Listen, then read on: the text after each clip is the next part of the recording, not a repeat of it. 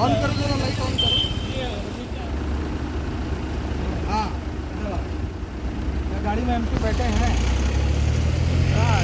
MP बैठे हैं कि नहीं ये बता।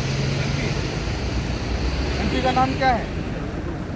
रकीबुल हुसैन। उनकी गाड़ी है, रकीबुल हुसैन साहब बैठे हैं अंदर। हाँ, लड़का नहीं, मेंबर ऑफ पार्लियामेंट हैं क्या गाड़ी में? नहीं है ना, क्यों लाइट जलाया तुमने? क्या ये ऑफिशियल गाड़ी है? लाइट किसी समझ ही नहीं आया था, अभी तो जला हुआ देखा हमने भाई, इसलिए तो रोका है। गलती से लग गई। गलती से नहीं लग गया। आप लोग रोड पे अपने आप को बहुत बड़ा शौक समझते हैं।